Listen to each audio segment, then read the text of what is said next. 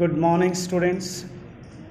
आज अपन चीन की विदेश नीति के जो मुख्य सिद्धांत हैं उनके बारे में चर्चा करेंगे, जिसमें सबसे पहले हम लेंगे कि चीन की विदेश नीति है उसमें उग्र विदेश नीति का सिद्धांत अपनाया गया है। माओ के प्रारंभिक काल में विदेश नीति का स्वरूप अधिक उग्रवादी अपनाया गया था। उग्रवादी विदेश नीति का स्वरूप इसलिए भी अपनाना चीन के लिए ज़रूरी हो गया था कि चीन आंतरिक रूप से शक्तिशाली बनकर अपनी स्थिति को और भी ज़्यादा मजबूत करना चाहता था। इसलिए वह अंतर्राष्ट्रीय स्तर पर भी उग्रवादी सिद्धांतों को लागू करना चाहता था, जिसमें क्रांति, हिंसा, साम्यवाद, ये सभी उग्र रूप उन्होंने अपनी विदेश नीति के अंदर शामिल किए थे। दूसरा जो चीन की विदेश नीति का सिद्धांत है वो है विस्तारवादी नीति का सिद्धांत। इसके अंतर्गत चीन का सदैव ये प्रयास रहा है कि वो अपने क्षेत्र का निरंतर विस्तार करता रहे। माओ विश्व के अन्य नेताओं से भिन्न तरह के थे, इसलिए एशिया, दक्षिणी पूर्वी एशिया, अफ्रीका आदि में वह अपने प्रभाव का विस्तार करने की नीति का ही पालन करते रहे।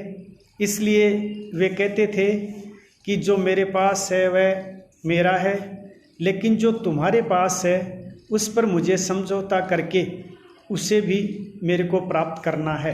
ये नीति पूर्ण रूप से विस्तारवादी झलक लिए हुए थी। इस प्रकार के उनके विचारों से ऐसा महसूस होता है कि वो दूसरे पड़ोसी राज्यों को भी अपने राज्य के अंदर शामिल करके उन पे अपना आधिपत्य जमाना चाहते थे। तीसरा है इनके विदेश नीति का सिद्धांत, वो है राष्ट्रवादिता का सिद्धांत। चीन अपनी सभ्यता, संस्कृति और इतिहास को राष्ट्र विशेष की विचारधारा से जोड़कर विश्व स्तर पर एक ऐसी महाशक्ति का निर्माण कर पूरे संसार को ये बताना चाहता था कि चीन में कट्टर राष्ट्रवादिता है। चीनी नागरिक का सम्मान बढ़ाना और दूसरे देशों की जो राष्ट्रीयता है उसको हीन समझना, ये उनका मुख्य उद्देश्य था। चीन की विदेश नीति केवल अपनी प्रतिष्ठा की स्थापना करने की ही रही। माओ ने अपने कार्यकाल में यही किया था। प्रत्येक कार्य को राष्ट्रभक्ति, देशभक्ति से जोड़कर वो करना चाहते थे। उनके लिए अपने देश की जो राष्ट्रीयता है वही सबसे महत्वपूर्ण थी। अगला जो हम चीन की विदेश नीति का सिद्धांत है वो देख सकते हैं कि चीन क्रांतिकारी और अक्रांतिकारी नीति का सिद्धांत लेकर चलता था। चीन की विदेश नीति में सिद्धांत व व्यवहार दोनों में काफ़ी अंतर रहा है। चीन सिद्धांत रूप में अपने नियम अलग बताता है, जबकि व्यवहार में वह अपने कार्यों को अन्य अंजाम देता है। जिसे हम क्रांतिकारी व अक्रांतिकारी का नाम दे सकते हैं। चीन अखंडता, स्वतंत्रता, विश्व शांति, हस्तक्षेप के सिद्धांतों का सहारा लेते हुए दूसरे राष्ट्रों को बुलावे में रखने की नीति भी अपनाता रहा है। इससे ये सिद्ध हो जाता है कि चीन दोहरी विदेश नीति रखना चाहता है। वह क्रांतिकारी विदेश नीति के लिए दमनकारी, धमकी, युद्ध आदि का सहारा लिए हुए है। इस प्रकार चीन की विदेश नीति को हम क्रांतिकारी विदेश नीति मान सकते हैं।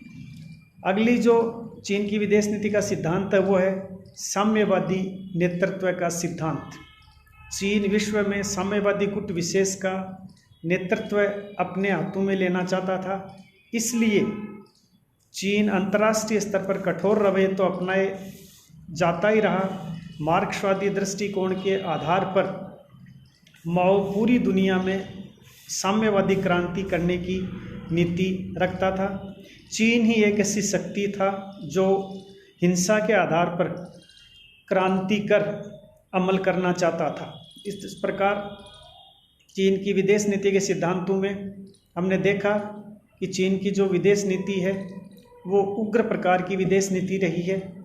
उसके अलावा चीन ने विस्तारवादी नीति के सिद्धांत को अपनाया है और वह अपने क्षेत्र को निरंतर बढ़ाने के लिए प्रयासरत रहता है और इन सब बातों को लेकर उसका पड़ोसी राष्ट्रों के साथ निरंतर विवाद भी चलता रहता है। उसके साथ वो राष्ट्रवादिता का जो सिद्धांत है उसको भी अपनाता है और क्रांतिकारी और अक्रांतिकारी नीति का जो उनका सिद्धांत है व्यवहार में वो कुछ और करता है, जबकि सैद्धांतिक रूप से वह अलग कहता है।